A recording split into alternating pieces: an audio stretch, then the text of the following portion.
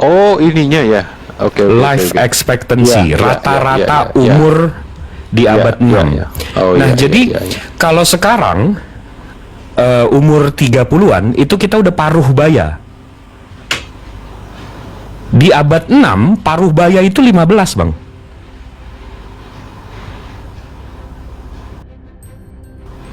Jadi umur 8, 9, 10, 11, 12 itu udah remaja.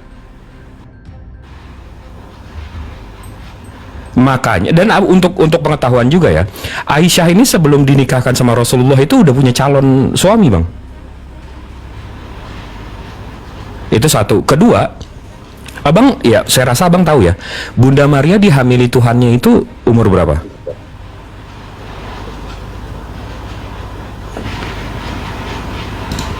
Masih sangat. 11.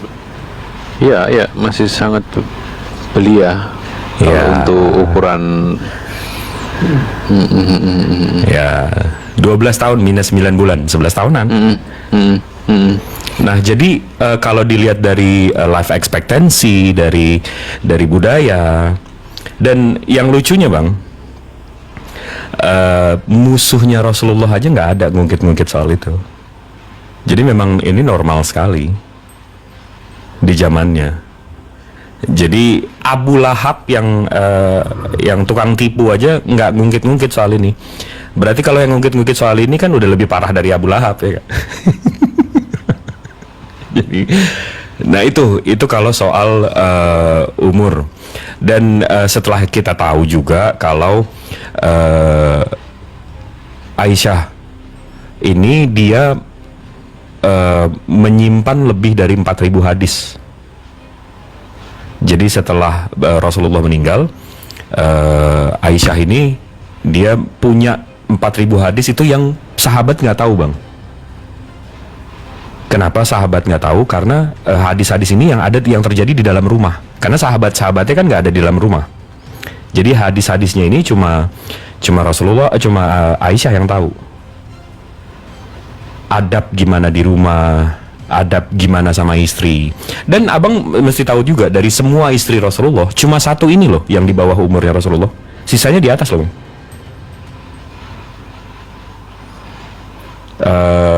Khadijah di atas. Semua istri Rasulullah itu umurnya di atas Rasulullah. Cuma satu ini. Jadi kalau memang dianggap pedofilia dan segala macam, satu, pedofilia itu kecenderungan itu berarti majority. Berarti 7 dari 10, 8 dari 10 dia sukanya di bawah umur. Tapi kalau Rasulullah 1 dari 13. Jadi memang nggak kena banget kriterianya kalau memang mau masukkan ke sana.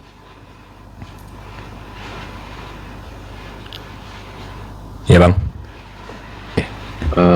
Masuk akal, masuk akal. Nah, memang berarti begini ya, Bang. Pada masa itu untuk berpoligami itu kan memang salah satu budaya dan sah ya. Punya istilahnya ada legalitasnya pada waktu itu gitu ya. Oh, untuk pengetahuan Abang, waktu ayat membatasi pernikahan kita cuma bisa punya istri 4, kebanyakan di zaman itu orang menceraikan, Bang. Jadi orang punya istri 6, 8 itu mesti dikurangin ke 4. Abang paham nggak? Karena zaman itu istri lebih dari 6, lebih dari 8. Ya contohnya aja Sulaiman atau Solomon 700, 1000. Ibrahim lebih dari 1. Jadi justru oke, gini deh, Bang. Ini Abang bisa bantah saya. Islam adalah satu-satunya agama yang membatasi jumlah istri. Abang bisa bantah nggak? Nggak bisa, di tempat saya aja nggak jelas, syarat nikah aja nggak ada. Terima kasih atas kejujurannya. Ini perlu di recording, di upload di YouTube-nya Bang Jibril ini supaya Siap. supaya dirubah itu kurikulumnya itu, SKS-nya itu.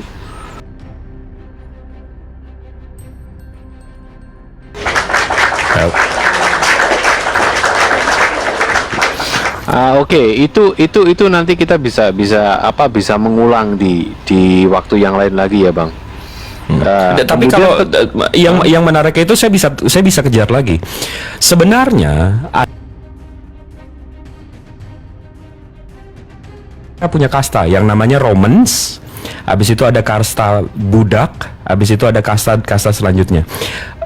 Adanya peraturan nikah cuma satu dan sesama kasta itu biar anggota-anggota kongres di Roma itu nggak menikahi budak-budak.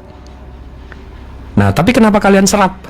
Itu sebenarnya bisa kita ke sana, tapi enggak lah. Itu itu nanti malah makin panas yang di bawah. Jadi coba ayo kita sambung gimana Bang? Oke, jadi kalau untuk pernikahan di bawah umur saya rasa terbantahkan ya, dan toh kemudian yang kedua begini, logiknya kalau istri lebih dari satu poligami itu dianggap pemimpin satu tokoh pemimpin yang begitu, sedangkan nabi-nabi terdahulu pun juga malah luar biasa banyak gitu ya. Nah, kenapa di STT tidak pernah membahas itu gitu? Justru kenapa mengejar Muhammadnya gitu. Terus yang kedua, apakah Muhammad itu meluruskan agama dengan pedang? Karena ada kata-kata yang dikutip, ya saya ini ngomongnya agak terputus dan agak ini ya Bang, itu bahwa aku akan istilahnya meluruskannya dengan pedang. Apakah betul bahwa Islam itu pedang atau yang berarti perang gitu? Oke, kalau mau ditarik, kalau mau di quotes seperti itu, saya juga bisa mengutip. Ini langsung saya mirroring aja. Abis itu saya menjelaskan soal Rasulullah ya. Kalau saya mau dikutip sebaris itu, Yehosua itu ada bilang juga kalau jangan mengira aku datang untuk membawa kedamaian, tapi aku datang membawa pedang.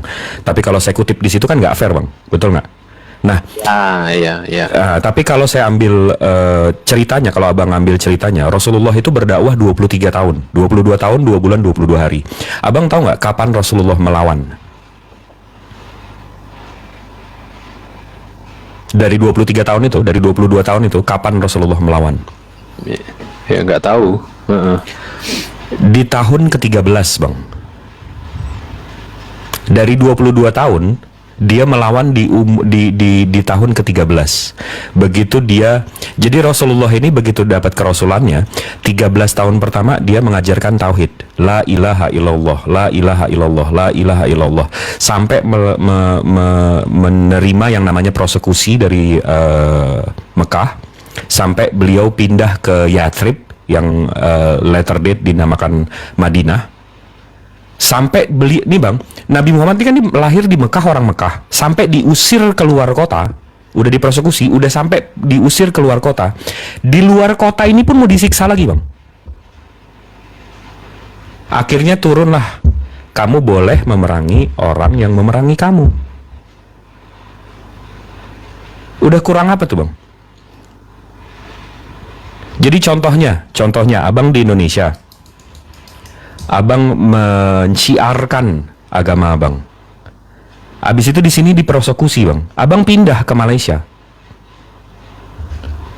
Habis itu saya masih ngejar Abang ke Malaysia.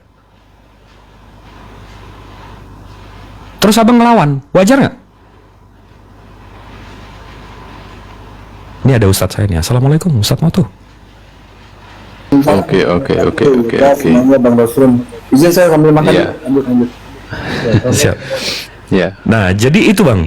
Di tahun ke-13, di tahun ke-14, kita boleh memerangi orang yang memerangi kita. Kenapa? Karena kita mesti tahu, paham konsep, paham konteksnya. Rasulullah itu udah pindah kota loh.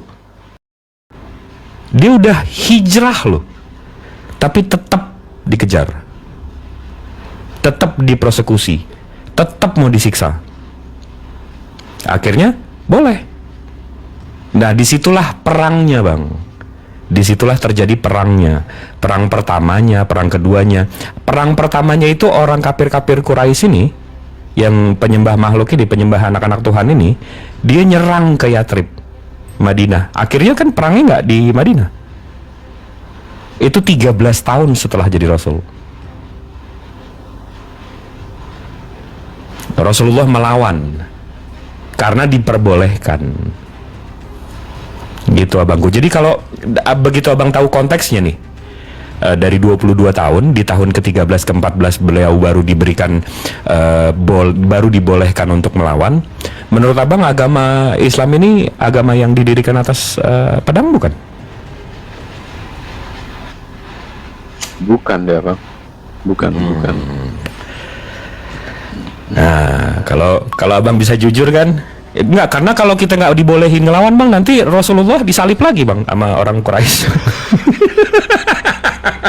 Sama ini Bang Jip, di googling aja dalam Al-Quran itu jumlah kata pedang itu ada berapa? Nggak ada sama sekali. Nggak ada sama sekali. Kata pedang dalam Al-Quran tuh disebutkan 0 kali. Sementara setahu saya kata pedang dalam Bible itu disebut kurang lebih 400 kali. Oh iya betul. Dan kata perang itu juga banyak sekali. Ya. Dan kalau kita mau lihat statistiknya bang, kalau ini statistik ya, kita kalau mau dilihat statistiknya, ini dari the independent.uk. Ini the independent.uk. Ini yang penulisnya Samuel Osborne, ini orang Inggris. Independent UK ini kurang lebih Timesnya British. Nah di sini mereka membahas ini teks analisis ya. Analisis teks mengungkapkan bahwa kekerasan lebih umum terjadi di Alkitab daripada di Al-Quran. Ini di sini ini ya analisis teks ya. Dan penghancuran disebutkan lebih sering di Perjanjian Baru, yaitu 2,8%, dibandingkan di Al-Quran 2,1%. Namun Perjanjian Lama jelas lebih banyak, 2 kali lipat dari Al-Quran, dalam penyebutan penghancuran dan 5,3%. Jadi di Perjanjian Lama 5,3%, Perjanjian Baru 2,8%, jadi 8,1%. Sementara di Al-Qurannya 1/4 bang. Jadi soal pembunuhan dan penghancuran di Bible abang itu 8,1%. Sementara di Al-Quran 2,1%. 1/4-nya. Nah ini kan ini Bang Jibril ya, saya kayak berkomentar ya.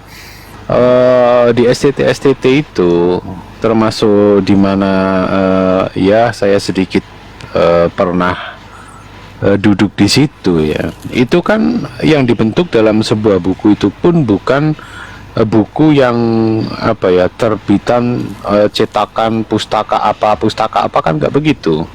Betul. Itu kan dibikin, disusun berdasarkan cetakan-cetakan kalangan sendiri kan gitu, untuk kalangan sendiri. Internal lah ya. Nah, itu internal. Nah, itu berarti kan menyesatkan ya. Kalau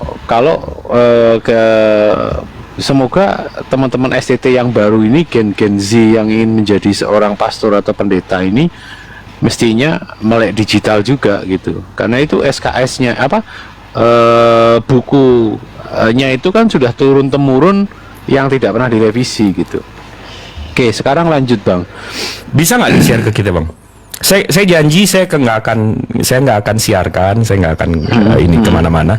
Tapi untuk bacaan saya aja, untuk pembelajaran saya aja. Boleh di-share nggak bang? Boleh. Oh boleh, boleh kita akan berbagi nanti.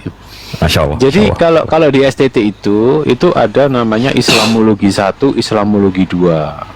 Iya kan. Nah, kalau Islamologi 1 itu lebih ke sejarahnya pada abad sekian, ada abad sekian. Nah, di situ itu lebih apa ya? Ya memang datanya apa Islam lahirnya bagaimana, terpengaruh oleh apa, kayak begitulah. Terus nah ini yang tambahan Bang, kenapa menggunakan bulan bintang ya?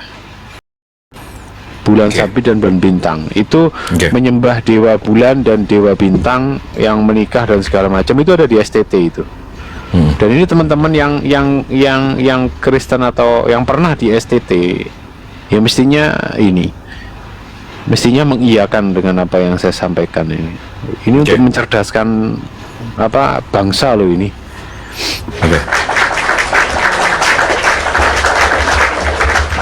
Boleh saya tunjukin bang? Ya.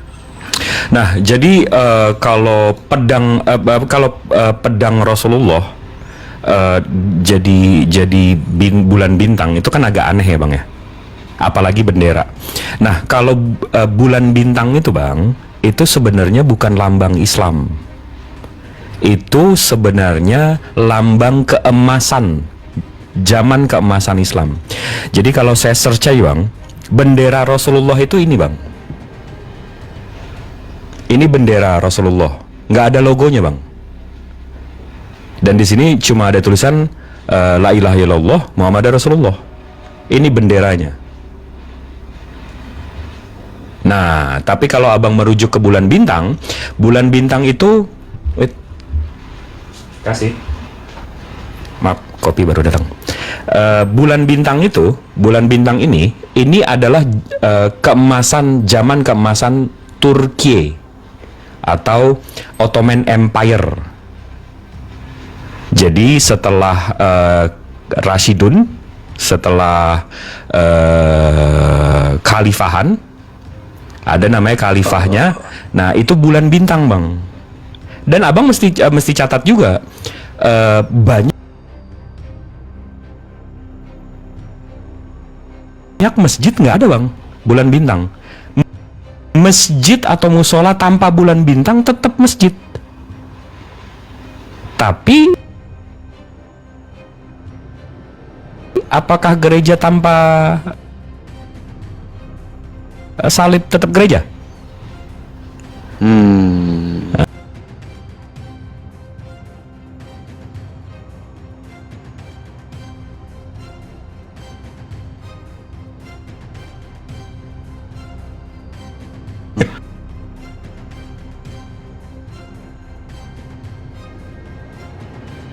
Ini real ini yang disampaikan ini di Islamologi 1-2 itu. Iya, itu kan pembelokan fakta ya Bang ya. Sementara saya nggak meyakini bulan bintang itu lambang Islam.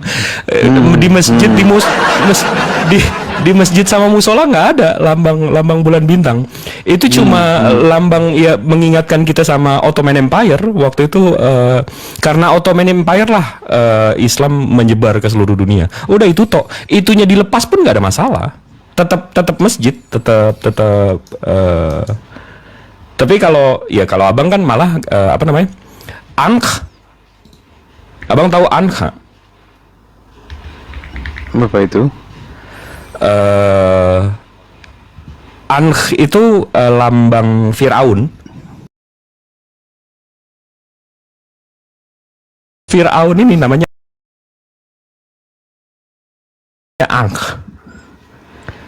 Logo Firaun ini yang abang malah jadikan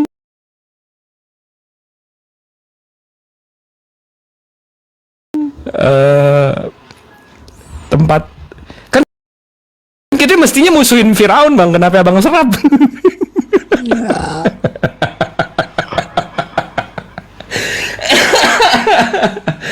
Justru lambang Ankh itu kan lambang Firaun kan. Ya. Firaun mati di peti. Yesus mati di kafanin. Abang malah ngikutin Firaun di peti, bukan Yesus di.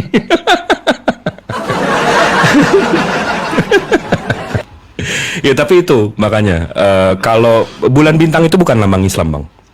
Bulan bintang itu bukan lambang Islam. Oke. Terus itu ada lagi ya, kita kalau di kampus itu kita belajar juga loh Isra Mi'raj itu. Belajar juga sejarahnya Isra Mi'raj gitu kan, kenaikan itu ke dari masjid apa ke masjid apa itu? Masjidil Aqsa. Itu ya ketidakmustahilan itu hanya karangan-karangan saja kan segala macam. Ya itu ada lagi itu. Banyak poin-poin besarnya banyak Bang. Enggak, tapi abang tahu nggak kenapa saya bisa meyakini, saya bisa mengimani kalau Rasulullah itu benar-benar ditarik ke atas dunia, ditarik ke langit ke 1, 2, 3 dan seterusnya. Abang tahu nggak kenapa saya bisa percaya? Ya, gimana bang? Padahal kalau pakai iman itu nggak bisa loh bang. Itu cuma imani saja. Itu saya nggak bisa percaya. Tapi saya bisa melogiskan ya bang. Rasulullah bilang dunia ini bang, dunia ini kalau dunia ini kecil, dunia ini langit pertama ini seperti cincin dilempar ke padang pasir. Rasulullah ini kutipan Rasulullah ya. Dunia ini kecil seperti cincin dilempar ke padang pasir. Wush, kayak galaksi yang sekarang dong ya. Susunan galaksi yang sekarang kan, nah. Cincin dilempar ke padang pasir. Gimana orang yang belum pernah keluar galaksi 14 abad yang lalu menggambarkan dengan tepat seperti ini? Wow, wah, amazing ya. Gimana? Coba abang bisa nggak bikin saya ragu? Rasulullah bilang dunia ini kecil, langit pertama ini kecil, sama seperti cincin dilempar ke padang pasir. Tiba-tiba baru 60 tahun yang lalu kita baru tahu bentuk galaksi itu seperti ini. Gimana orang 14 abad yang lalu di padang pasir lagi tiduran malam-malam menceritakan ini semua. How? Gimana caranya? Kalau memang nggak kejadian. Amazing ini. Berarti itu dikutip untuk Nabi Muhammad dikutip ya? Ya, bahwa dari hadis. Itu dari hadis. Ya? Okay. Rasulullah menjelaskan bahwa dunia ini kecil seperti langit pertama itu seperti cincin dilempar ke pasir di padang pasir. Padang pasir itu dunia. Nah, langit kedua itu seberapa besar langit kedua itu? Langit pertama itu seperti cincin dilempar lagi ke padang pasir. Jadi dunia ini expanding. Dan kita baru tahu juga 30-20 tahun yang lalu bahwa dunia ini, galaksis ini memang selalu expanding. Makanya Allah bilang dia maha pencipta, dia akan selalu menciptakan. Makanya dunia ini bertambah terus karena dia maha pencipta. Kalau abang kan nyiptainnya cuma 6 hari kan, habis itu nggak nyiptain lagi kan. Mestinya gugur mahanya tuh. Karena dia berhenti menciptakan. Kalau maha pencipta kan akan selalu menciptakan. Ya nggak? Oke. Amazing sih ini, amazing. Bang, cuman tanya ya, berarti hadis itu ditulis pada abad-abad itu juga ya? Nggak jauh-jauh dari hadis itu tulis nggak jauh-jauh dari selisih berapa abad? Hadis itu ditulis itu 150 ke 200 tahun setelah Rasulullah. Oh, yang masih dekat lah. Tapi bukan masalah soal dekatnya, Bang. Hadis itu kita punya sanadnya. Jadi dan hadis itu ini ya, sanad itu ujian diujinya. Bukan chain of narrations. Hadis itu chain of narrations. Nah, ini contoh nih Bang. Karena hadis itu memang dilarang oleh Rasulullah. Rasulullah itu pernah ada narasi bilang Rasulullah itu melarang kami menulis hadis. Takut kecampur sama Al-Qur'an nih, Bang. Rasulullah sudah mengingatkan jangan menulis hadisku dengan Al-Quran di lembaran yang sama. Nanti jadi kayak 1 Yohanes 5:7 Bang. Catatan kaki jadi ayat. nanti jadi catatan kaki. Abang ini lebih Kristen dari saya ini kayaknya. Nanti jadi catatan kaki jadi ayat. Nah, hadis ini Bang, ini contohnya nih ya Bang ya. Ini hadisnya, ini translatannya, ini sanadnya Bang. Nah, saya contoh buka hadis favorit saya, hadis Muslim nomor 9. Ini hadisnya, ini translatannya, ini sanadnya Bang. Nah, Umar ini yang menyaksikan langsung, yang menceritakan. Umar menceritakan ke Abdullah bin Umar. Abdullah bin Umar menceritakan ke Yahya, Yahya menceritakan ke Abdullah, menceritakan ke Kamas, ke Waqi'i, ke Zuhair, baru dicatat oleh Muslim. Nah, begitu kita lihat, ini sanadnya nih, ini sanadnya satu. Nah, nanti begitu kita cek Bang, ini kita nggak mungkin dong kita percaya dengan satu cerita ini aja. Rupanya sanadnya ini nggak diceritakan ke satu orang. Jadi Umar menceritakan ke Abdullah, Abdullah menceritakan ke Yahya, tapi Abdullah menceritakan ke beberapa orang. Ke Humaid juga, ke Yahya juga, Nah, jadi sanatnya ini ada 1, 2, 3, 4, 5, 6, ada 9 sanatnya di sini.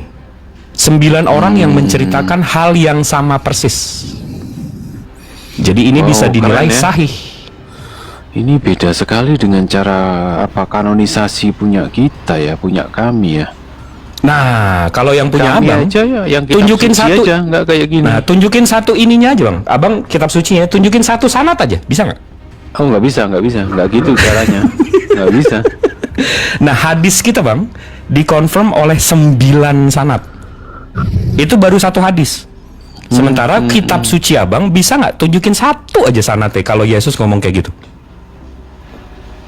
Nggak bisa. Nah, berarti hadis kami lebih valid daripada kitab suci abang. Itu secara pengetahuan ya.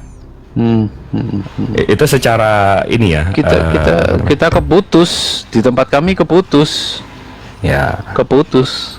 waktu, keputus ini tiba-tiba ganti orang aja. Tiba-tiba si Paulus aja kan, habis itu hilang semua. Tiba-tiba tulisan Agustinus masuk, tiba-tiba tulisan Tertullian masuk, betul. tiba-tiba tulisan Papias masuk, tiba-tiba Bible Iya. dinamakan oleh Papias. Nah, itu yang Terus Raja Henry bikin Bible distandarkan, aduh. nah, sementara Raja Henry itu sendiri menggal emaknya sendiri. Nah itu loh. Ya kan? Itu moral kompasnya dari Iya. berantakan. Saya kalau gini ini nggak sakit hati kok bang, karena itu sejarah. Jadi saya harus berlapang dada bahwa sejarah itu ya itu. Iya, sama kayak kalau abang bilang, oh Rasulullah Nabi Muhammad membiarkan atau melakukan lebih dari 18 perang. Ya itu faktanya, saya nggak bisa sakit hati. Itu faktanya, itu sejarah. Kita nggak bisa sakit hati sama sejarah. Itu fakta sejarahnya seperti itu. Ini ada ustadz saya lagi nih. Assalamualaikum, Ustadz Bio. Ya, assalamualaikum Ustaz Bio. Sambil mikir ya. Oh iya, iya. Siap, Ustadz. Enak nih bahas hadis, bahas sanad ini. Iya. Gimana Bang Rasul? Ada lagi? Ya. Nah, terus kemudian ini Lemparkan Bang, lemparkan. Yang paling menyakiti umat Muslim, serang kami Bang, biar saya jelaskan. karena saya jauh dari properti ini, jadi mengingat-ingat yang karena itu kan tingkat dasar ya, dan itu sudah lama sekali. Jadi tapi saya masih ingat itu tentang tentang perang, tentang pedang, tentang sebenarnya keturunan siapa itu, keturunan Muhammad itu dari mana, itu diragukan. Terus kemudian kenapa kok bisa menyusun kitab suci sedangkan sahabat-sahabatnya itu saling bermusuhan. Nah itu saya tidak tahu kebenarannya bagaimana. Ya kan gitu. Sahabat-sahabatnya saling bermusuhan, yang mana nih Bang? Sahabat yang mana nih? Berebut untuk menjadi pemimpin atau bagaimana? Itu kami menerima pelajaran itu loh. Oh, sebenarnya yang menceritakan itu bukan yang menceritakan, yang menggambarkan itu Bang. Sementara sahabatnya sendiri nggak bermusuhan. Abang paham nggak? Jadi contoh pemuja atau fansnya Ali yang memusuhi Utsman, sementara Utsman sama Ali-nya nggak bermusuhan.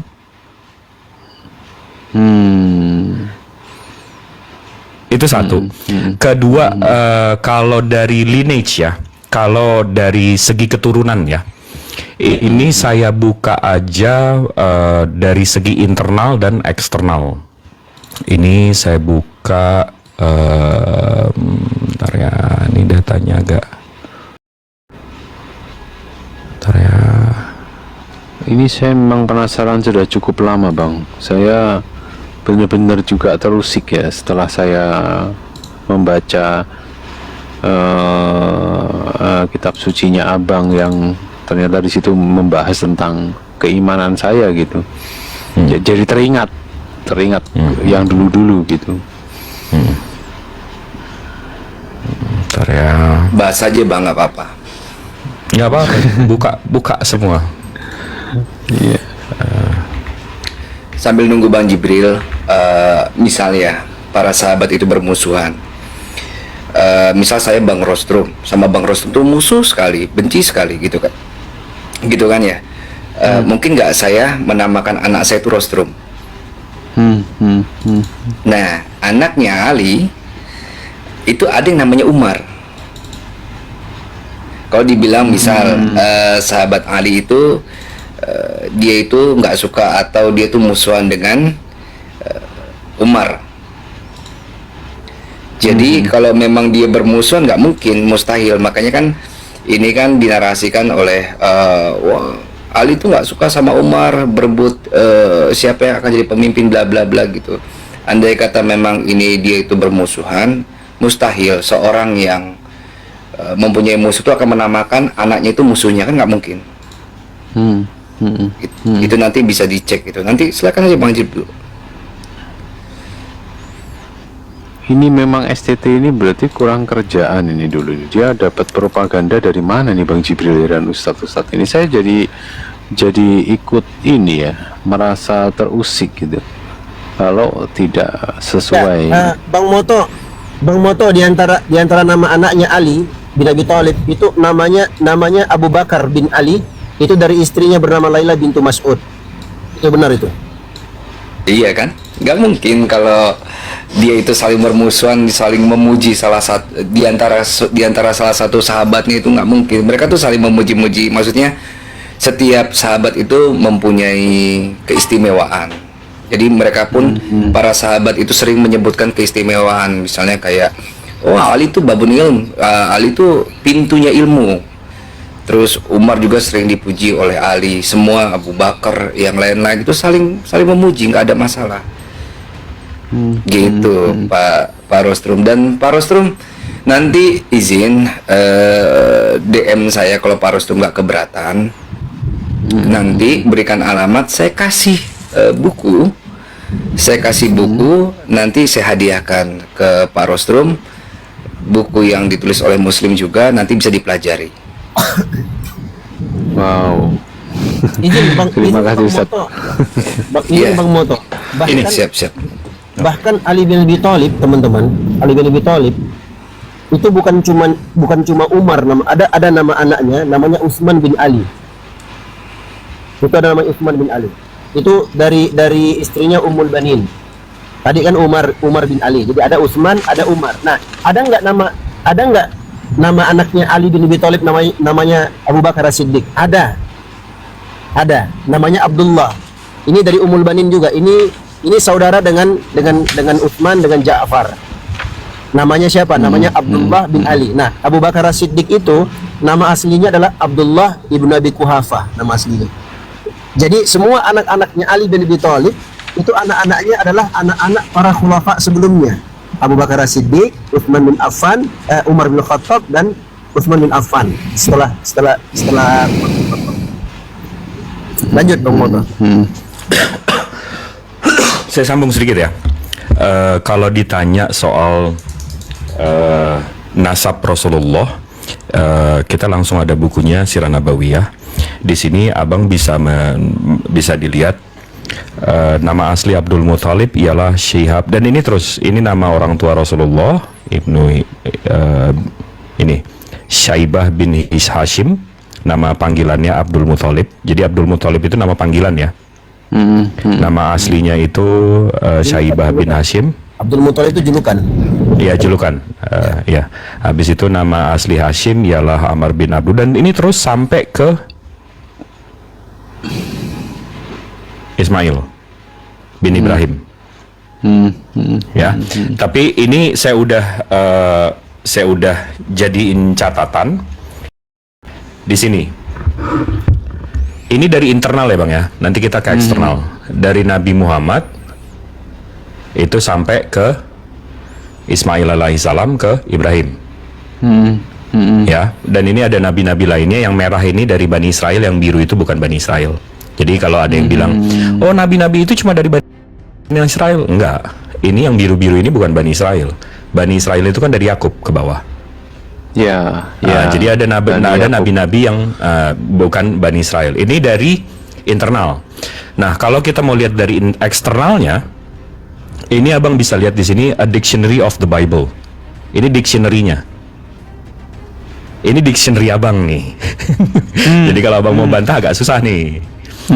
Ini dari A Dictionary of the Bible by John Davis LLD. Ini dikeluarin tahun 1917. Ya, ya. Kalau saya lihat di halaman 429. Ya, skakmat ini. Oh, bantah ini gimana?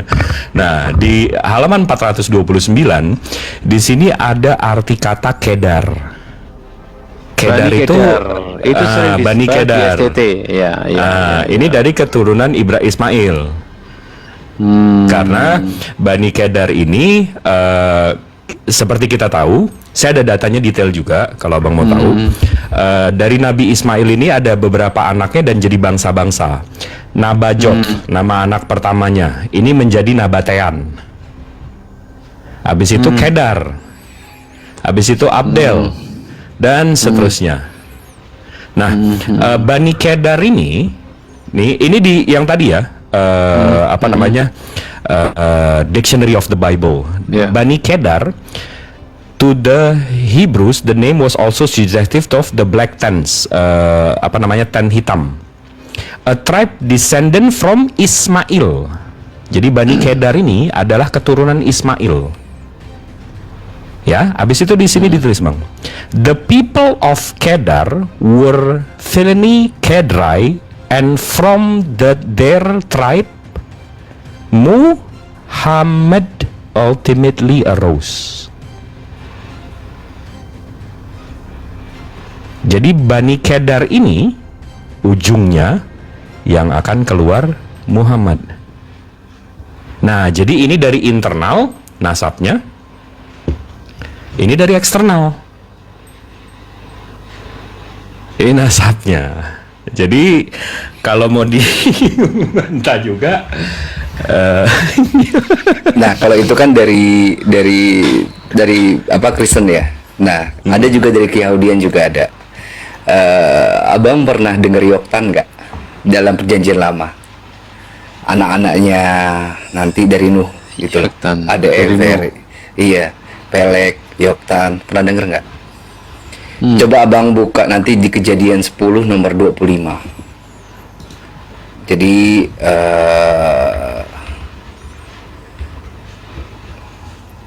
di kejadian 10 nomor 25 nanti aku buka dari ini ya bang ya, dari sumber ya Keyahudiannya.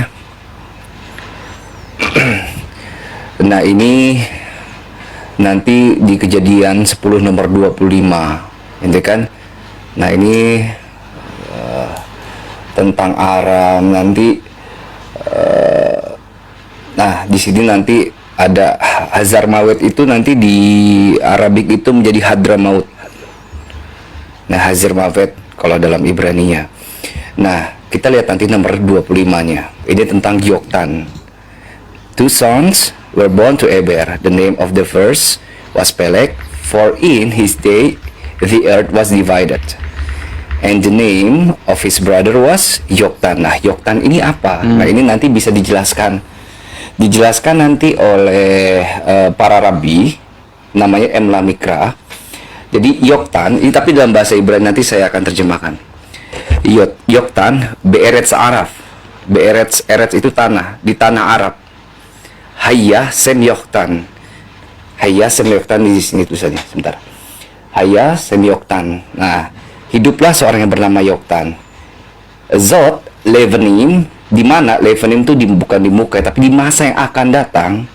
Gam Kodam, dari keturunannya, dari dialah Nebuat Muhammad, hadir atau datangnya Muhammad. Nah, ini coba saya translate ya. Cuma kalau Google Translate-nya dia memang apa ya? Memang agak sedikit ngacak dia. Nah ini akan berkurang di tanah Arab, ada tempat yang menguranginya, maksudnya Yoktan ini ke wajah, maksudnya di masa yang akan datang. Nah ini akan menubuatkan Muhammad. Nah, ini sumbernya itu dari Sefaria. Ini bukan sumbernya bukan sumbernya orang-orang itu, orang-orang kita gitu, enggak. Nah, itu dari Bang Jibril tadi sudah, dari itu kita juga sudah bawa. Sangat lucu ketika nanti dari teman-teman itu menyaksikan keturunan dari Muhammad gitu. Ini keturunan orang dari siapa ini? Tiba-tiba Muhammad ini ada gitu. Ya. Itu sih Bang Rostrum. Sementara datanya dari internal, dari kekristenan, dari keyahudian udah setuju semua. Nah, ini loh, ini mesti diluruskan ini untuk kurikulum STT itu perlu direvisi itu. Itu perlu direvisi itu. Karena kalau enggak itu menyesatkan generasi bangsa juga itu. Karena mungkin karena dasarnya itu kan kita ada buah Bang, ada buah, ada pohon, ada akar ya kan. Buahnya kan itu tuh ajarannya kayak gitu. Pohonnya kan tadi yang saya tunjukin, pohonnya tuh ini. Digedein yoga punya Bang Jibril. Aku belum bisa gede kecilin. Pohonnya tuh ini. Dari kitab sucinya, Abang yang paling besar soal kebencian, pembunuhan dan penghancuran. Akarnya Tuhan Maha Pendendam, dosanya diwaris-waris.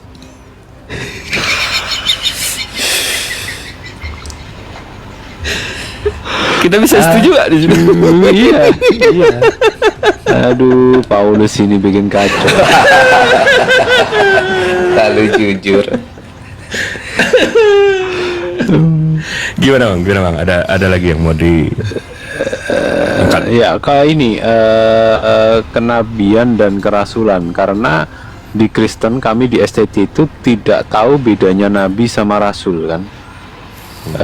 Kami ya rasul aja, nabi sama rasul itu sama gitu. Terus kemudian yang dilakukan adalah proklamasinya Muhammad sebagai nabi dan rasul, atau perpindahan itu, ataukah Muhammad itu sudah rasul gitu. Itu bisa dijelaskan Bang itu maksudnya gimana? Oke. Jadi kalau Abang baca Sirah Nabawiyah, ini yang kadang-kadang orang tuh baca buku tuh sepotong-sepotong ya. Itu yang makanya saya kurang suka. Kalau kita baca Sirah Nabawiyah, begitu Rasulullah, nih saya bukain aja langsung ya. Kita baca sama-sama ya. Begitu Rasulullah, kan yang terkenalnya Al-Quran itu turun di Goa. Padahal di Goa itu cuma 5 ayat. Ayat Al-Quran itu ada 6.000, dan 6.000 itu terpecah di 22 tahun. Jadi setiap ada keperluan, setiap ada perlu ayat memang turun dan seterusnya, itu turun berangsur-angsur. Nah, di dalam Sirah Nabawiyah, ini Sirah Nabawiyah ini jelas ya Bang ya. Maksudnya kalau saya buka, kalau saya tunjukin Sirah Nabawiyah ini ditulis atau diriwayatkan oleh, ini sanad Sirah Nabawiyahnya Bang. Jadi Az-Zubair yang meninggal dunia pada tahun 93 Hijriah. Habis itu diteruskan di tahun 105. Itu sama seperti ini Bang yang tadi saya tunjukkan. Mana tadi hadisnya? Bentar ya. Sama seperti yang tadi saya tunjukkan ini. Sanadnya. Nih. Hadis kan ada sanadnya. Sirah Nabawiyah ini juga ada sanadnya Bang. Siapa penulisnya, diteruskan di tahun berapa, sama siapa meninggal tahun berapa, dan terus sampai ke Ibnu Hisham. Makanya bukunya Sirah Nabawiyah dari Ibnu Hisham, karena sanadnya jelas dari siapa ke siapanya. Itu satu. Nah, kita sambung ke bagaimana Rasulullah disebut sebagai Rasul. Bentar ya. Nah, nih ayat pertama.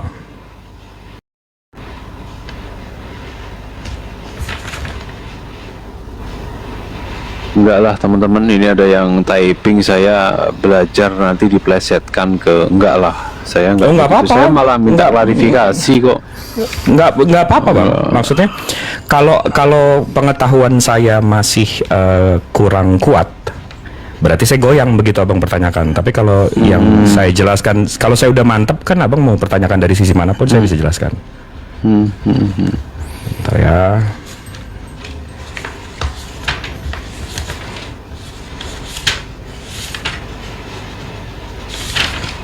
Isra Mi'raj, hijrah pertama ke Abbasiyah, pertama kali Ali bin Abi Thalib pertama yang masuk Islam, permulaan Allah mewajibkan sholat. Ini halaman 201. Nah nih, saya udah saya udah bolak-balik baca ini Bang. Jadi Bang Jibril Siap. itu Ibnu Hisham ya. iya, Ibnu Hisham. Nah itu ada lagi, itu ringkasan dari kitab sirahnya Ibnu Ishaq yang lengkap dengan sanadnya. Nah, di sini nih. Ini Bang, ini yang Abang selalu dengar nih. Datanglah malaikat Jibril dengan membawa perintah Allah Ta'ala. Rasulullah SAW bersabda, Jibril datang kepadaku pada saat aku tidur dan membawa secakrik kain dan di dalamnya terdapat tulisan. Malaikat Jibril berkata, bacalah. Ini disuruh Iqra kan. Ini yang biasanya Abang tahu kan. Ya kan, ceritanya sampai sini. Nah, kadang-kadang orang cuma baca dan menjelaskan sampai sini Bang. Nah, tapi kalau Abang baca lagi bawahnya, kemudian aku, nih Nabi Muhammad ya, aku keluar dari gua Hiro. Ketika aku berada di tengah-tengah gunung, tiba-tiba aku mendengar suara dari langit. Hai Muhammad, engkau utusan Allah. Berarti engkau Rasul. Utusan ini Rasul ya. Engkau adalah Rasul Allah dan aku adalah Jibril. Kan banyak yang bilang, kita tahu dari mana malaikat yang datang ke Nabi itu Jibril, mungkin iblis. Enggak, setelah Rasulullah keluar dari gua Hiro, ini kata Jibril, hai Muhammad, engkau Rasul Allah dan aku adalah Jibril. Aku hadapkan kepalaku ke langit. Saat itu kulihat Jibril menjelma seperti orang laki-laki yang membentangkan kedua lututnya ke ufuk langit. Jibril berkata lagi, hai Muhammad, engkau utusan Allah, engkau adalah Rasulullah dan aku adalah Jibril. Aku berdiri untuk melihatnya. Tanpa maju dan mundur, aku arahkan pandanganku kepadanya di ufuk langit dan aku tidak melihat arah manapun melainkan aku melihat dia berada di sana. Jadi besarnya malaikat Jibril Bang, begitu Rasulullah ngelihat ke langit, sayapnya itu dari ujung ufuk ke ujung ufuk Bang. Jadi Jibril ini menutupi langit saking besarnya dia. Dan Jibril di situ langsung menyatakan bahwa engkaulah Rasul Allah. Jadi di hari pertama, di tanggal 17 Ramadan tahun 610, di hari pertamanya itu Rasulullah sudah disebut Rasul Allah. Jadi kalau Abang mempertanyakan bedanya Nabi sama Rasul apa sih? Kalau Nabi itu dia menerima wahyu, tapi nggak mesti menyampaikan risalahnya. Jadi kalau Nabi itu cuma menerima wahyu. Kami mengimani kalau jumlah Nabi itu ada 124.000. Jadi ada Nabi-Nabi yang menerima wahyu untuk dirinya sendiri. Tapi kalau Rasul itu mesti menyampaikan risalahnya. Rasul itu ada 315. Tapi yang wajib kami ketahui dan segala macam itu ada 25. Dari Adam, Idris, Nuh, Hud, Saleh, Ibrahim, Lut, Ismail, Ishak, Yakub, Yusuf, Ayub, Su'eb, Musa, Harun, Zulkifli, Daud, Sulaiman, Ilyas, Ilyasa, Yunus, Zakaria, Yahya, Isa, Muhammad sallallahu alaihi wasallam. Jadi apa bedanya Nabi dan Rasul itu Bang? Nabi itu cuma nerima wahyu untuk dirinya sendiri, Rasul itu harus menyampaikan. Gitu Bang. Tapi itu tadi yang kalau kita baca setengah, kan jadi hinaan kan. Wah, Nabi Muhammad nerima ini Al-Quran di goa. Lah, Tuhan Abang lahirnya di goa. Gimana itu? Tapi ya itu, makanya balik lagi ke tadi. Setelah Rasulullah keluar dari goa itu, di antara dua gunung itu, Jibril sudah langsung bilang kalau engkaulah Rasul Allah. Di hari yang sama. Gitu Bang. Mudah-mudahan menjawab ya Bang ya? Menjawab. Ini kan ada perbedaan mendasar di tempat kami ya tentang istilahnya perjalanan Yesus itu narasinya jadi berbeda bobot itu. Itu coba itu diarahkan ke Yesus ya. Muhammad jadi Tuhan itu. Jadi Yahweh itu. Jadi Yahweh itu. Maksudnya ya Tuhan Yahweh jadi God. Gitu. Oke, cukup menjawab sih Bang. Cukup menjawab. Insya Allah. Oh. Serang lagi kami Bang, serang lagi kami. Nggak, ya saya mesti juga harus inilah merangkai katanya harus ini. Oke, itu tadi untuk kerasulan. Oke.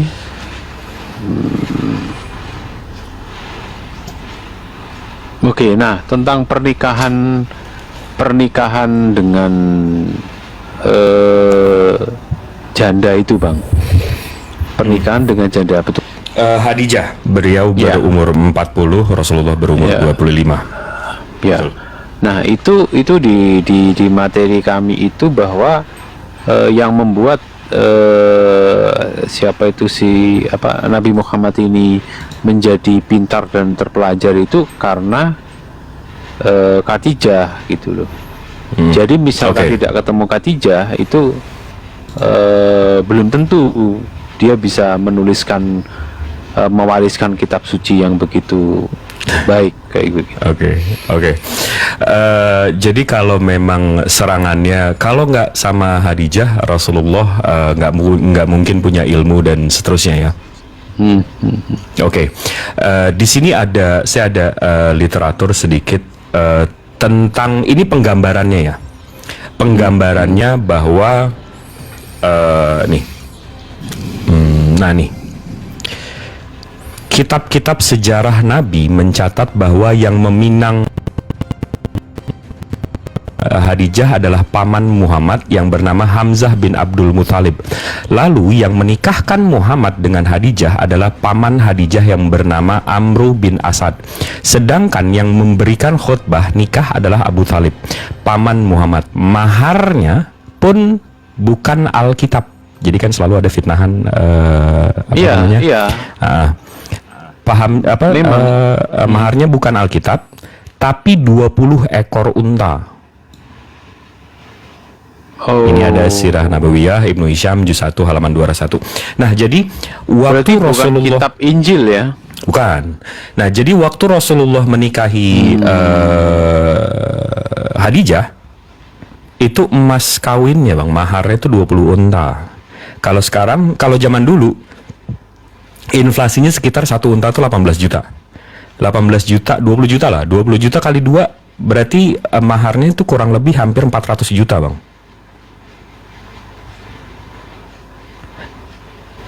Jadi Rasulullah sebelum menikahi Hadijah, maharnya 400 juta, Bang.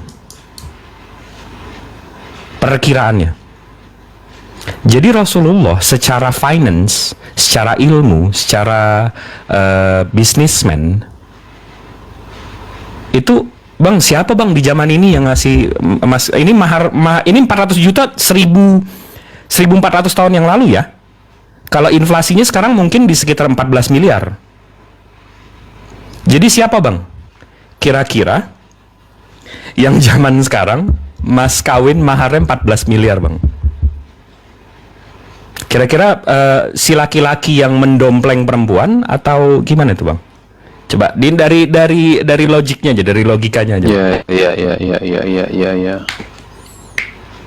Oh, ini terjawab ini. Jadi mungkin nggak yang kan karena narasinya kalau Nabi Muhammad nggak menikahi Hadijah dia nggak mungkin tahu soal ilmu ini ilmu itu. Nabi Muhammad menikahi Hadijah dengan mas kawin 400 juta 14 abad yang lalu. Tidak ada juga di situ kitab Injil, tidak ada ya? Nggak ada.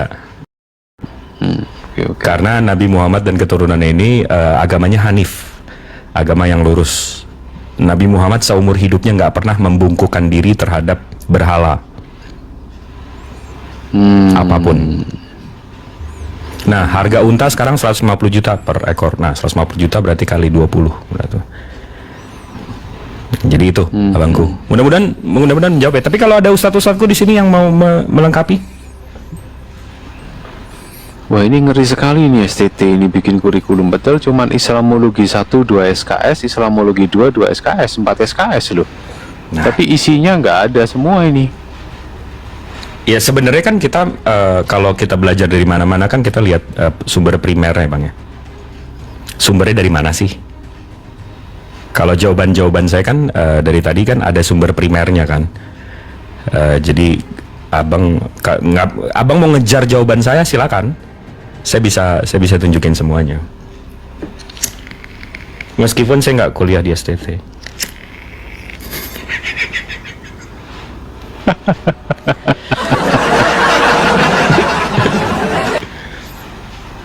Gimana bang? Ada lagi yang mau di? Tapi ya begitulah, cukup ya saya harus pilah-pilah dulu karena nanti bisa ada berseri gitu Bang. Siap. Jadi menurut saya yang krusial ya itu sih, karena itu terlalu menyerang ya, lebih baik itu personal maupun secara syiar gitu lah. Gitu. Ka'bah, abang nggak mau serang Ka'bah? Oh, itu rencana maunya itu, cuman nextnya gitu. Oh, oke, siap. Cuman ya kalau mau ya itu juga ada, ada bahwa umat Islam itu menyembah berhala gitu loh. Nah, itu kalau abang mau menjelaskan, jadi di STT itu Islamologi 2 menjelaskan tentang Ka'bah. Jadi Ka'bah itu adalah berhala-berhala, salah satu berhala pada masa itu, dan kemudian Muhammad meniru dengan membangun sebuah berhala untuk beribadah gitu. Nah, kalau abang mungkin punya literasi yang bisa membantah itu, ya saya bersyukur ini gitu, bisa dapat klarifikasi gitu. Oke. Abang tahu Second Temple nggak bang? Ya. Second Temple ini kalau kita Google Second Temple ini Yahudi punya yang namanya Bait El. Ini Bait El-nya, mereka biasanya melakukan kurban di sini. Nah makanya kalau abang di Bible di sini ada yang jualan Yesus acak-acak, betul nggak? Nggak boleh lo ini jualan di sini, betul nggak? Acak-acak nih. Tahun 70 ke tahun 80 ini dihancurkan oleh kaum Romawi. Akhirnya sisanya ada satu dinding di timurnya. Nah makanya sekarang kalau saya Google Jews praying, Yahudi berdoa, itu mereka berdoa ke arah dinding ini. Namanya sekarang dinding ratapan. Kenapa? Karena mereka meratapi, karena Second Temple-nya udah nggak ada. Ya. Nah sekarang kita ke Mekah. Kalau memang tuduhannya kami menyembah ini bang, di sini ada namanya kiswah changing. Setiap tahun ini kain kiswah ini dirubah, diganti bang. Ini Ka'bahnya diinjek-injek bang. Abang pernah nggak, jujur deh, pernah nggak dari 2 miliar muslim bilang, oh sesembahan kami diinjak-injak? Pernah nggak abang dengar? Nggak pernah kan? Pernah. Karena 2 miliar muslim tahu kami ini bukan sesembahan kami bang. Ini mau diinjak, mau dihancurkan.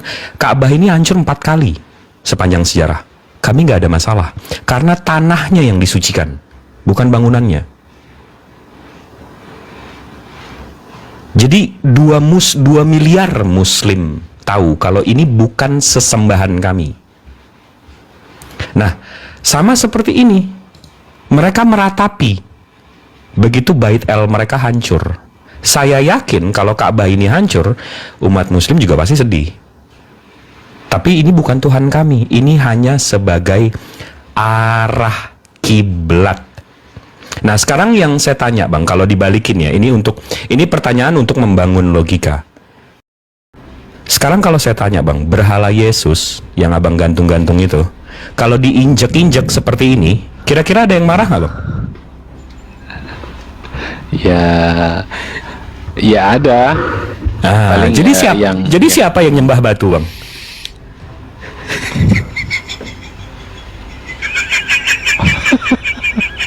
Jadi sebenarnya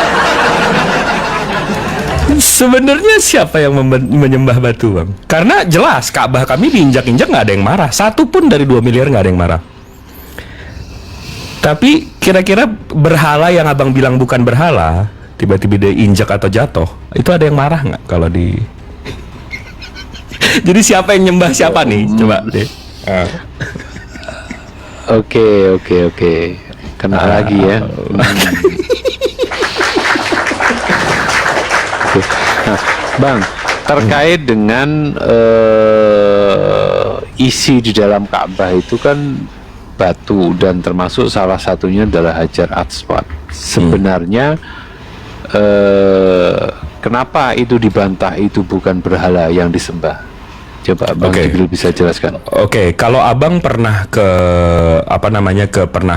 melihat Ka'bah, kami ini arah sholatnya bang, arahnya itu, ini contoh ya foto Ka'bah, tunggu sebentar. Nah ini yang dari sini aja deh, yang jelas. Hajar Aswad itu cuma ada salah satu di sini bang, di salah satu dari 4 poin ini. Nah, kami yang sholat di sini bang, itu ngarahnya ke Ka'bah, bukan ngarah ke Hajar Aswad. Abang paham nggak? Ini kami yang sholat di sini, yang di mengelilingi ini, kita sholatnya ke arah Ka'bahnya bang, bukan ke arah Hajar Aswadnya. Jadi kami nggak menyembah ke arah Hajar Aswadnya. Kami mengarahkan diri kami ke Ka'bahnya, bukan ke Hajar Aswadnya. Jadi bukan karena ada Hajar Aswad di sini, habis itu ada kain-kain di sini, ada orang berdiri di sini, kami nyembah orang-orang di sini, bukan. Kami nggak menyembah salah satu sudutnya, kami menyembah ke arah Ka'bahnya. Jadi bukan Hajar Aswadnya yang kami sembah. Dan saya yakin ada beberapa muslim ini dari 1400 yang mendengar. Saya yakin udah pernah, pasti ada yang pernah umroh dan nggak dapat nyentuh Hajar Aswad. Termasuk saya belum pernah menyentuh Hajar Aswad. Dan itu bukan perintah. Itu cuma hal yang dilakukan Rasulullah yang ditiru oleh muslim. Saking sayangnya, saking cintanya kami terhadap Rasulullah. Jadi kami ya mencoba semaksimal mungkin untuk meniru beliau. Apakah diperintahkan? Enggak, kita nggak diperintahkan. Gitu abangku. Berhala yang dibangun atau tersisa di zaman sebelum Muhammad itu bukan ya? Oke, kalau mau ke sana, ini saya buka lagi datanya bang. Loh, kameranya. Ini saya buka lagi datanya. Nabi Ibrahim punya anak 3. Yang kita tahu 2, yang paling penting 2 lah. Nabi Ibrahim punya Nabi Ismail, punya Ishak. Nabi Ibrahim itu mewariskan Ka'bah terhadap Nabi Ismail. Ya. Habis itu Nabi Ibrahim juga mewariskan Ishak, Bait El. Dan kalau kita buka datanya, ini sama-sama ini ya. Kalau saya buka kitab fikih mereka, ini dari Sefaria, Misnah Sukah 4 nomor 5. Di sini dibilang, setiap hari mereka mengelilingi altar. Ini Ishak ya bang ya? Setiap hari mereka mengelilingi altar 1 kali dan berdoa, Tuhan tolong selamatkan kami, Tuhan tolong berikan kami keberhasilan. Merujuk kepada Mazmur 118:25. Rabi Yehuda mengatakan bahwa mereka akan berkata, Anifaho, tolong selamatkan kami. Pada hari itu, hari ke-7 Sukot, mereka akan mengelilingi altar 7 kali. Jadi orang Yahudi bang, waktu mereka masih punya yang namanya Bait El, mereka disuruh tawaf 7 kali. Sama seperti Islam, kami tawaf 7 kali. Ini ciri-ciri turunan dari ajaran Ibrahim ke Ismail, Ibrahim ke Ishak. Nah, Ibrahim ke Ismail karena nasabnya banyak. Nah, di sini kami diganggu oleh kaum pagan-pagan Quraisy. Disinilah masuk orang-orang seperti si botak yang mencoba memasukkan ajaran-ajaran pagan ke sini, yang nyembah makhluk, nyembah anak-anak Tuhan. Akhirnya Rasulullah mengeluruskan lagi. Jadi kalau abang bilang itu sisa dari pagan, terbalik bang. Jadi ajaran Nabi Ismail yang dikotori oleh pagan, habis itu Rasulullah bersihkan. Dari mana kita bisa tahu? Kita tinggal ngecek saudaranya Ishak. Saudaranya Ishak gimana? Tawaf nggak? Disuruh mencuci diri nggak? Disuruh wudhu nggak begitu masuk mihrab, begitu masuk Bait El? Sama seperti kami. Nah, tapi kalau ini deh bang, yang lucunya nih bang, ini Nabi Ibrahim diajalin Ismail punya Ka'bah. Liturgi, bukan liturgi ya. Apa namanya, syarat-syarat ibadahnya jelas. Yahudi juga syarat-syaratnya jelas. Kiblat dan tawafnya. Nah, abang yang ngaku-ngaku Samawi ini, kiblat sama tawafnya di mana bang? Vatikan nggak jelas. Nanti kalau abad ke-16 nggak punya. Nah, enggak, jadi kan itu ciri-ciri turunan Ibrahim kan kayak gitu. Ada apa namanya, kiblat, ada tawaf.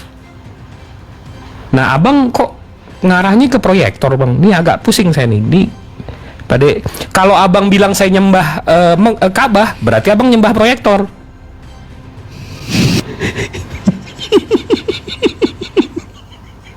Itu perbandingan. Tapi rata-rata gerejanya menghadap ke timur sih rata-rata ya. Timur ya. Berarti nyembah sesama dong bang. Yang timur ngadep timur, yang timur ngadep timur, yang timur ngadep timur, jadi nyembah sesama dong. Baris belakang. Iya, wah, ini baru jelas ini. Jelas, cukup jelas. Ya, cukup bagus sih untuk wawasan malam ini. Nanti masih ada seri kedua, dan saya cukup terklarifikasi, dan ya mesti rekomendasi lah ya, bahwa untuk merubah kurikulumnya ini mesti dirubah ini. Kalau enggak, kita jadinya fitnahan yang ada ini. Itu dia. Ya tapi bang, Muslim memang akan selalu difitnah bang. Akan selalu difitnah. Sama seperti nabi-nabi sebelumnya bang. Nabi-nabi sebelumnya kan akan selalu difitnah kan. Akan selalu difitnah. Selalu. Karena kita di jalan yang lurus bang. Penyembah berhala seperti pengikut Nabi Nuh itu akan selalu nggak mau naik bahteranya bang, menghina aja. Mana Allahmu nggak kelihatan. Lihat nih berhala saya kelihatan. Lihat nih Tuhan saya kelihatan.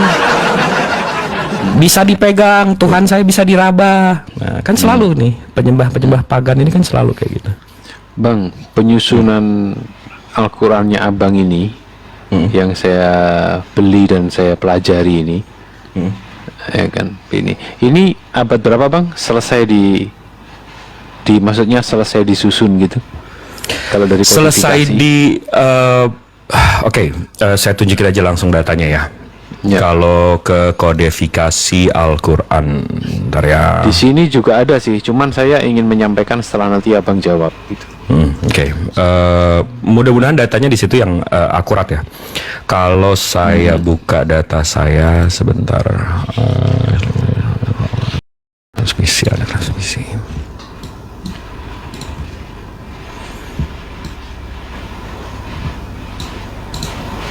Ini data saya disupport oleh langsung data arkeologi. Jadi begitu saya tunjukin ya. Nah itu ya. Tapi itu mungkin summary-nya ya. Kalau saya langsung ke angka-angkanya yang jelas bang. Di sini ada timeline bang. Saya buat ini catatan pribadi saya, nanti saya konfirmasi langsung dari sumber ininya ya. Di sini timelinenya, Rasulullah lahir di tahun 571. Dia menerima wahyu pertama 17 Ramadan tahun 610. Habis itu dia meninggal di 632 tahun tahun pagan. Nah, di sini kita bisa ngelihat kalau manuskrip Al-Quran, ini kalau saya buka dari islamicawareness.org. Di sini ada carbon dating of manuskrip. Jadi kertas Al-Qurannya itu kita carbon dating dan kelihatan tahun berapa itu kertas berasal.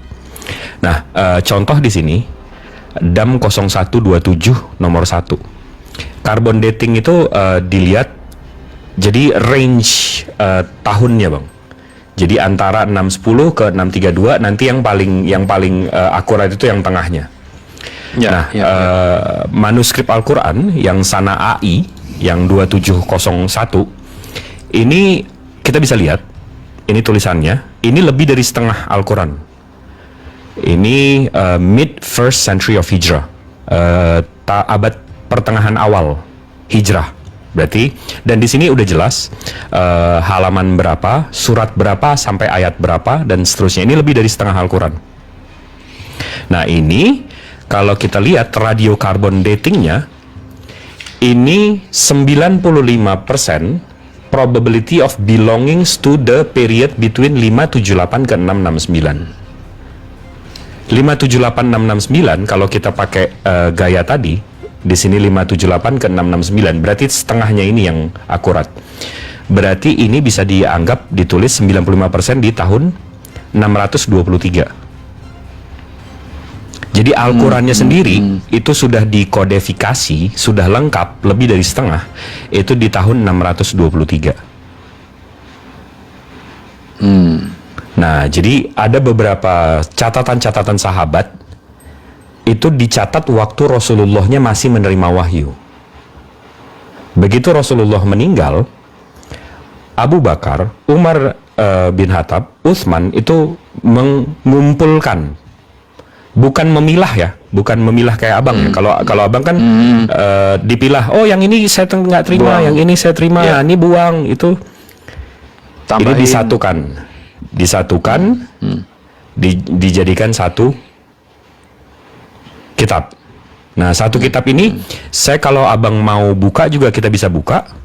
Itu datanya, bentar ya. Islamic Books Al-Quran. Nah, ini kebetulan saya ada 822 halaman. Ini Hijazi ya. Ini yang Utsman punya. Utsman ini menantu Rasulullah langsung, dan dia penghafal Al-Quran juga. Jadi dia memang punya hak untuk menuliskan secara lengkap. Nah, ini The Quran of Uthman at Topkapi Museum Istanbul, Turki, from 1st and 2nd century of Hijrah, dari abad 1 Hijriah, berarti abad 7 ya. Di sini. Nah, ini saya punya nih. Ini 822 halaman. Ini saya bisa scroll sampai, ini dari abad pertama Hijriah ya, Bang ya. Nah, di sini ada dari Al-Fatihah, Al-Baqarah, nah terus sampai surat 114. Jadi kalau saya contoh buka surat 110 dan saya bisa langsung cocokkan dengan Al-Quran yang sekarang, surat 110 ini jelas. Nih 110, Bismillahirrahmanirrahim. Idaja sama persis. Satu abad dengan Rasulullahnya. Ini yang online sekarang. Ini kalau saya zoom, saya bisa cek per Idaja Anasrullahi wal Fadh. Ijaza Anasrullahi wal Fadh. Ini saya ada 822 halaman dan saya bisa cek. Ini yang Utsman langsung, menantu langsung. Nah, jadi kalau pertanyaan abang, ini kapan dikumpulin? kita ada semua catatan sahabat-sahabatnya waktu Rasulullahnya masih menerima wahyunya. Habis itu dikumpulkan oleh sahabat-sahabatnya. Dan ini bukan beda zaman kayak ini ya Bang ya, bukan beda zaman kayak Yesus sama Paulus ya. Abu Bakar ini, Utsman ini menantunya Rasulullah. Jadi ini sejaman. Jadi bukan beda zaman. Yang mengumpulkan ayat-ayat ini ya menantunya langsung. Bukan beda zaman, bukan beda negara ya. Bukan beda zaman, bukan beda negara. Bukan beda bahasa juga. Saya menyerahkan diri duluan ya, jadi biar nggak kalah kan. Kalau sudah menyerahkan diri duluan kan. Enggak, karena gini. Ini abang mesti serap ini. Abang meyakini Bible abang di abad keempat dengan bahasa Yunani, itu sama aja saya mengimani Al-Quran di abad 11 dengan bahasa Mandarin. Sementara Rasulullahnya bahasa Arab. Kok tiba-tiba Al-Qurannya di abad 11 bahasa Mandarin? Sementara abang bisa tuh. Yesusnya bahasa Aramaik abad 1, kok tiba-tiba bahasa Yunani abad keempat? Itu kan kita heran. Kok bisa gitu loh. Tapi ya mau gimana lagi. Abang percaya sama marbot gereja kan susah juga. Ini Bang, saya itu mau cerita ya. Jadi gini, dulu itu saya itu mengira itu bahwa propaganda Islam terhadap Kristen ini cukup kuat tentang terkait dengan status bahwa noise ya, maaf kalau noise. Enggak aman. Status Yesus itu saya mengiranya itu ini propaganda teman-teman Muslim yang tanpa dasar karena faktor kebencian, yaitu tentang membantah tentang sistem anak Tuhan, sistem dilahirkan dan segala macam ya. Nah ini betul-betul saya bercerita, atau kalau dalam bahasa Kristen Bang Yoga pernah itu bersaksi ya, saya memberikan kesaksian saya setelah saya membaca buku Al-Quran ini kan 3 bahasa ya. Saya suka 3 bahasa. Jadi bahasa Arab bawahnya bawahnya ada bahasa Inggrisnya, yang penting ini 3. Ini kelihatan nggak ya? Tadi abang udah tunjukin ya. Tunjukin ya. Ini mesti kelihatan ini karena 3 bahasa. Oke. Nah saya itu karena saya nggak ngerti, saya itu membukanya dari kiri ke arah kanan Bang. Oh ya. Oke. Tibalah saya membaca ini, saya kodifikasi Al-Quran, sejarah Al-Quran, saya baca terus sampai ini nama-nama surahnya gitu kan, jenisnya. Terus kemudian nah ada surat-surat kayak kitab-kitab yang ayatnya pendek-pendek. Itu di kiri, sebelah kiri ke kanan ya. Betul, penutup. Itu kok surat pendek-pendek. Nah, tibalah saya kepada Al-Ikhlas gitu. Ini yang membuat saya sangat tersinggung dan sampai sekarang tersentuh sekaligus tersinggung emosional saya. Ini saya bersaksi beneran ini. Jadi ini saya baca ya di sini ya, dengan nama Allah yang Maha Pengasih, Maha Penyayang, katakanlah, ini dalam burung ada Muhammadnya. Dialah Allah yang Maha Esa, Allah tempat meminta segala sesuatu, Allah tidak beranak dan tidak diperanakkan, dan tidak ada sesuatu yang setara dengan dia. Nah, ini saya baru sadar, berarti selama ini saya mencurigai teman-teman Muslim ini itu nggak ada dasar. Karena makanya saya tanya, itu ditulis abad berapa, dan ini ternyata ada gitu. Terus saya masih ragu-ragu lagi. Terus kemudian saya dikasih tahu sama teman-teman TikTokers juga untuk dibalik, jadi dari kanan ke kiri. Saya lupa ayatnya di mana. Itu saya menemukan ada 2 cerita. Satu tentang kelahiran Yesus, kelahiran Isa. Dijelaskan di situ tentang kelahirannya. Dan kemudian di situ juga saya membaca secara nggak sadar, karena saya membacanya acak ya kan, itu berkata begini Bang, intinya itu bahwa Nasrani ini akan berdebat sampai dengan nanti hari kiamat. Ya.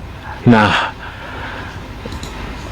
Itu dulu tuduhan. Saya merasa itu tuduhan. Nah, kalau ini ditulis pada abad segitu, pada abad ke-6 atau pada abad ke-1 Hijriah, nah itu terbukti sampai sekarang kita berdebat nggak ada habisnya, Bang. Betul. Maha benar Allah dengan segala firman-Nya. Nah, ini saya baru tersentuh ini ya. Saya tersentuh sekali dengan ini. Dan ini saya kalau mau tidur saya baca-baca meskipun acak-acak gitu, saya baca-baca saya ini. Karena apa? Selama ini yang saya curiga dengan teman-teman muslim, saya menganggap propaganda lah, melakukan serangan iman yang nggak bener lah, segala macem lah. Ternyata ada gitu. Dan tadi Bapak juga mengonfirmasi Abang bahwa itu ditulis pada abad sekian. Nah, kok sudah bisa menyampaikan bahwa Nasrani itu akan memperdebatkan itu sampai dengan nanti hari kiamat. Pasti. Betul, memang sampai sekarang kita berdebat itu di internal kita belum selesai konsep ketuhanan itu. Karena kalau kita lihat manuskripnya aja Bang ya. Kalau saya buka manuskrip Abang, ini bentar ya. Ini kalau dari mereka, ini makanya Semite Bang. Kalau Semite bahasa Hebrew, mereka bacanya dari kanan ke kiri. Makanya bukunya dari kanan ke kiri. Nah, kalau kita baca Al-Quran juga dari kanan ke kiri. Ini dari kanan ke kiri. Nah, tiba-tiba yang ngaku-ngaku Samawi ini, nah tiba-tiba ini bacanya dari kiri ke kanan. Kan jelas ini bukan Semite Bang. Itu makanya saya bilang saya mengimani Bible Abang itu dari Nabi Isa sama seperti saya mengimani Al-Quran dari bahasa Mandarin. Alfabetnya beda, cara bacanya beda, keturunannya beda. Betul nggak? Jadi Semite Bang, Semite. Jadi Abang yang mungkin nggak biasa dengan Semite, begitu buka Al-Quran kaget, loh kok baca dari kanan ke kiri. Ya kalau Abang baca Perjanjian Lama mestinya dari kanan ke kiri Bang. Abang kalau baca Perjanjian Lama bahasa Hebrew, nih contohnya yang tadi Genesis, ini kan kita Keluaran Bang, kan bacanya dari kanan ke kiri. Betul, itu waktu kuliah dulu saya belajar dari kiri. Al-Quran kan turunan Semite, bahasa Arab itu kan turunan dari Semite, jadi bacanya dari kanan ke kiri memang. Ya, kaum pagan ini aja nih yang bacanya dari kiri ke kanan, kita ikut-ikut aja, bagaimana? Ya nggak?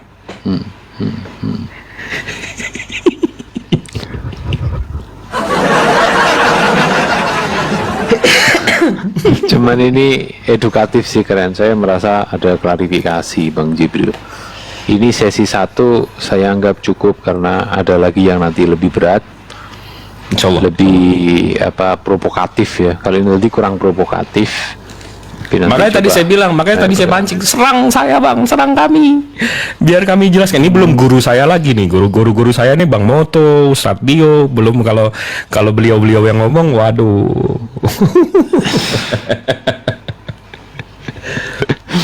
Ini ya terima kasih lah sharingnya, cuman ya kurang, tapi karena saya juga ada agenda. Siap. Jadi harus ada sedikit janjian juga. Ini kita Jadi tanya dulu tidak nih, bisa lama. Yoga ini kan mualaf. Gimana Yoga? Yoga dari tadi dengerin, gimana menurut pendapat Yoga gimana? Ya itu benar semua gitu. Ya karena di Kristen dulu tidak dijelaskan itu tidak sedetail ini. Ini kan detail. Kalau di Islam itu kan detail. Semua itu tentang pasal ketuhanan, tentang Tuhan itu ada berapa, Tuhan itu. Ya kalau di Islam itu kan mengenal satu tauhid ya. Beda sama di Kristen sih. Gitu. Ya mohon maaf ya Pak ya, gitu. Ini Yoga nih masih nggak enakan Bang. Dia kalau Abang Rostrum tadi bilang mestinya untuk generasi selanjutnya itu kita ngewarisin atau ngasih tahu mereka soal ilmu-ilmu ini, ya termasuk Yoga ini.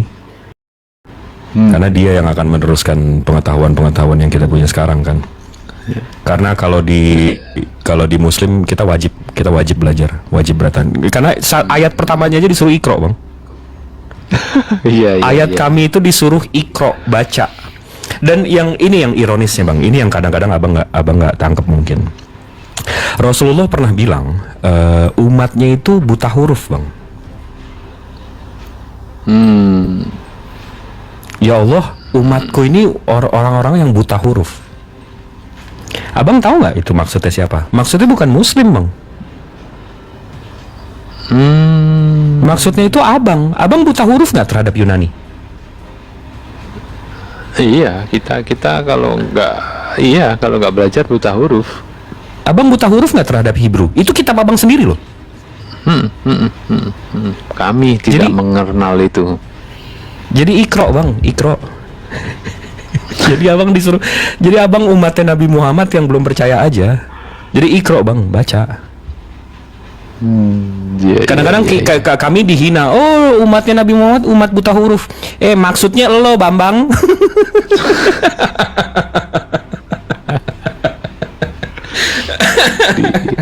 Di komunitas kami ini secara Bible itu memang kalah dengan Muslim ya. Kita seperti kehilangan keturunan, kehilangan kehilangan kampung halaman. Jadi betul-betul kita orang asing yang benar-benar nggak punya kampung halaman gitu. Makanya ini dia, Bang. Ini hal simple nih, Bang. Ini hal simple nih. Ada yang ngingetin saya di bawah. Abang tahu nggak? Saya bisa Rasulullah ini ummi, Bang. Ummi itu artinya orang yang katanya buta huruf, buta angka, nggak bisa ngitung dan seterusnya. Bagaimana dia bisa menuliskan Al-Quran dengan kesempurnaannya? Ini kalau saya ini ya, saya tunjukin sama abang. Abang coba abang bantah deh. Ini, Bang. Ini Al-Quran kami nih, Bang. Dari Al-Fatihah sampai surat terakhirnya itu surat ke-114 Anas. Kalau saya buka, Bang. Abang lihat sini deh. Kalau abang lihat, nah, kalau kita buka surat terakhir itu ada 6 ayat, Bang. Nah, kalau saya buka di depannya Al-Fatihah, ini ada 7 ayat termasuk Bismillah. Jadi kalau Bismillahnya nggak dihitung, berarti Al-Fatihah itu 6 ayat. Abang tahu nggak cara menghitung luas kamar ini, Bang? Gimana, Kita Bang? Demonstrasikan. kita kalau menghitung luas ruangan itu panjang kali lebar, betul nggak? Nah, panjangnya di sini kan berarti jumlah ayat ya, ke bawah nih ya panjangnya. Ini lebarnya, betul nggak? Ini lebarnya, ini panjangnya. Panjang itu rumus semua orang tahu. Nah, lebarnya ini dari Bismillahirrahmanirrahim, saya Google aja nih, Bang. Bismillahirrahmanirrahim ada berapa huruf? Kalimat Bismillahirrahmanirrahim tulisan Arab terdiri dari 19 huruf. Jadi lebarnya ini 19. Habis itu ke bawahnya itu 6 ayat. Kalau saya buka kalkulator sekarang, ini kita ngitung luas ruangan ya. Iya, iya. 19 kali 6. 114. Jumlah huruf, jumlah ayat dalam Al-Quran ada? Ya 114 ya. Ya, Ini di tempat saya ada 114 ini. ya. Jadi sudah dikunci, Bang. Di sini 6 ayat. Di sini 6 ayat dengan lebarnya 19. Coba Abang bisa jelasin nggak seorang yang ummi 14 abad yang lalu di padang pasir dalam jarak 22 tahun menjelaskan kitab itu bisa dihitung luasnya dari panjang kali lebar. Maha benar Allah dengan segala firman. Saya nggak paham lagi deh kalau Wow. oh kebetulan itu cocokologi. Mantap, Oh siap. Kalau memang Mantap. kalau abang memang itu cocokologi, ini memang bukan matanya yang buta tapi hatinya. Jadi ya Bang, gitu boleh lah. izin bertanya ya, Bang? Silakan. Ini kan mumpung ada pastor, abang tuh Katolik ya bang? Yang Katolik. Iya, Katolik ya. Ini pastor ya. Ini ada bang Jibril juga. Saya bertanya nih, ini ketika saya Kristen dulu, kalau saya bertanya kepada mereka, ini sudah tidak boleh. Setelah dari iman katanya. Jadi gini, Apa itu? kalau di Islam itu kan konsepnya kan gini, kalau di Islam itu konsepnya itu kan gini, di surat Ali Imran ayat 19 itu dikatakan sesungguhnya agama di sisi Allah ialah agama Islam di Al-Quran ya gitu. Nah kalau di Kristen sendiri, Yesus kan tidak pernah bilang bahwa agama yang benar itu adalah agama Kristen, dan Yesus sendiri kan tidak pernah bilang bahwa Yesus itu beragama Kristen gitu. Nah, bisa nggak Bang jelaskan itu, Bang Dostum atau Bang Jibril gitu? Jadi pertanyaannya, kalau di Al-Quran bang, itu dijelaskan bahwa din atau agama ini kan sebelum abad 16 namanya ajaran. Kata agama ini kan baru nih. Sebelum kata agama ini kan din, artinya ajaran. Nah jadi di dalam Al-Quran itu dijelaskan bahwa Allah ini kurang lebih meresmikan, meridoi kalau agama Islam lah yang benar, yang ada di sisi Allah. Apakah seperti itu juga di ajaran abang? Apakah Yesus pernah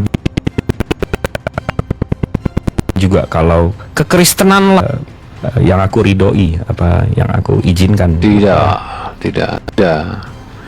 Paulus pun tidak pernah meridhoi Kristen sebagai.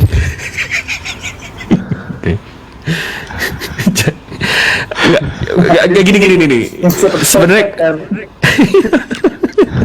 enggak, sebenarnya gini, konsepnya aja sih sebenarnya. Kalau dalam Islam, Bang, itu firman dari Allah, firman dari pencipta langit bumi beserta isinya.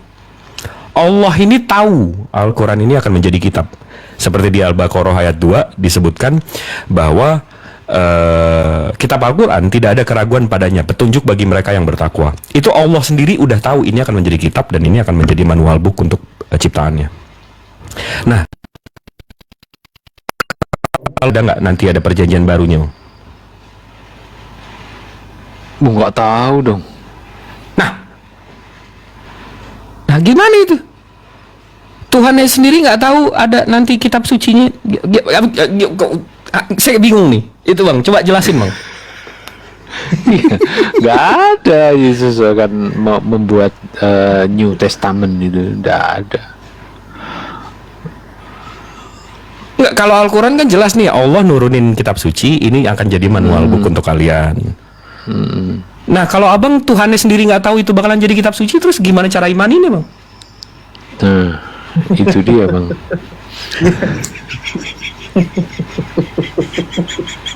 Oke. Itu tuh sangat bingung gitu loh. Dan ketika kepada pendeta saya tanyakan itu gitu, ya pendeta bilang sama saya, ya bahwa saya nggak ada Roh Kudus lagi dalam diri saya gitu. Nah Itu dia.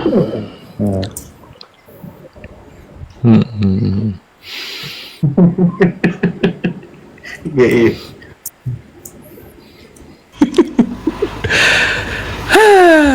Nanti kita sambung bang Roslum. Kita sambung, ini closingnya cukup bagus sih. Siap, Insya Allah. Semoga di recording disimpan bisa jadi berseri-seri untuk Siap. memberikan edukasi kepada teman-teman. Ini salah satu mencerdaskan anak bangsa, karena mereka juga berpendidikan, mereka kan juga di universitas atau institut yang itu terdaftar di Dikti juga kan. Nah, mestinya dengan Komal ini bisa memberikan edukasi untuk mereka tersadarkan untuk segera menyusun kurikulum yang lebih benar gitu. Siap, Insya Allah. Itu sih. Ini terima kasih untuk saya di Jambak. Siap, Bang Rostum. Nanti kita Terima kasih ngobrol untuk lagi. semuanya. Iya, ke lain waktu nanti kita agendakan lagi, Bang. Ini tadi ketemu Harus. pas tadi. Harus. Semoga Jadinya semoga Tuhan Yesus memberkati, Bang. Amin. Saya sebelum minggu tugas, malam minggunya baca ini kan kebalik kan. Besoknya mau misaan tapi bacanya Al-Qur'an ya kan. Nutup kita nih terakhir nih. Ya. Kalau ada satu orang nih Bang, laki-laki, Hmm. kalau doa dia sujud, begitu dilihat dia hitan sunat, dia nggak minum hammer. Habis itu Tuhannya satu nggak kelihatan, emaknya kerudungan. Kira-kira nih orang Islam apa Kristen? Bang?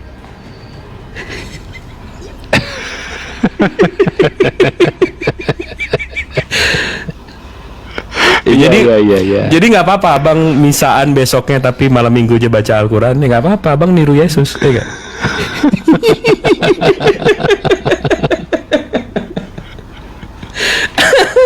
Nggak apa-apa, insya Allah. Oke. Terima kasih ini untuk para ustadz yang sudah menyimak dan Bang Yoga. Terima kasih. Iya, Terima kasih. Iya. Saya izin turun ya, Bang Jibril Siap, dan siap. semuanya. Syukron, Oke. Bangku. Oke, terima kasih. Yo, Selamat malam. Selamat malam.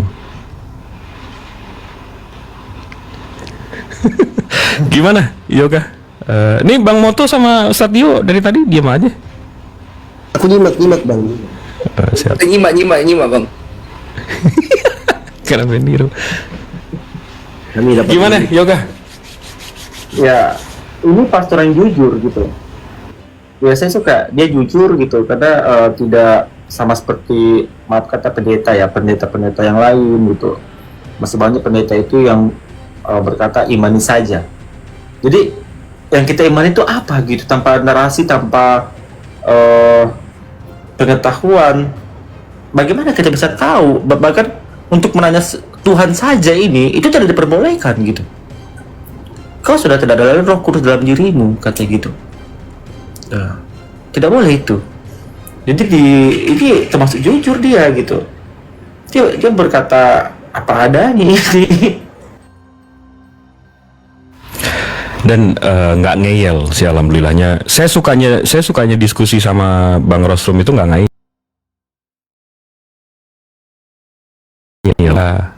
Ini kita tinggal tebalikin aja kan. Kayak tadi soal nyembah Ka'bah. Kan sebelum dia bisa ngeyel kita langsung balikin aja. Jadi siapa yang nyembah batu ya kan. Sementara kalau ada berhala Yesus di apa-apain, siapa yang marah. Sementara Ka'bah diinjek-injek kita nggak marah. Karena kita tahu itu bukan sesembahan kita. Sementara mereka itu denial. Mereka bilang itu bukan berhala Yesus. Tapi kalau berhalanya kenapa-napa mereka marah. Nah, jadi siapa sebenarnya yang menyembah batu? Itu kan sebenarnya yang ya kita emang umat muslim kerjaannya emang akan selalu menjelaskan. Gimana?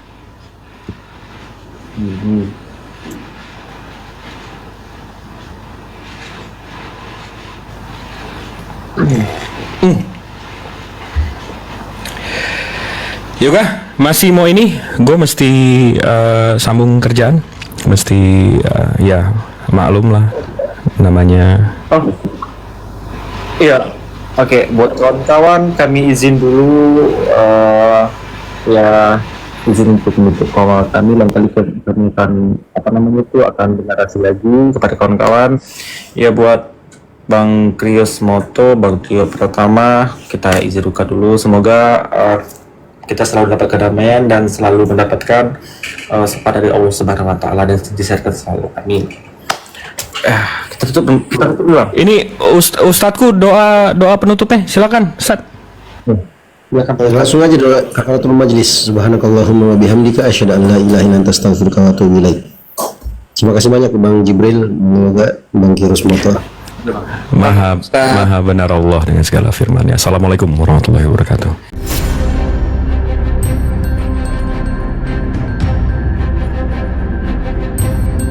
The religion of Jesus was Islam. Because with Allah, there is only one religion. He says, Inna dina indallahi al-Islam.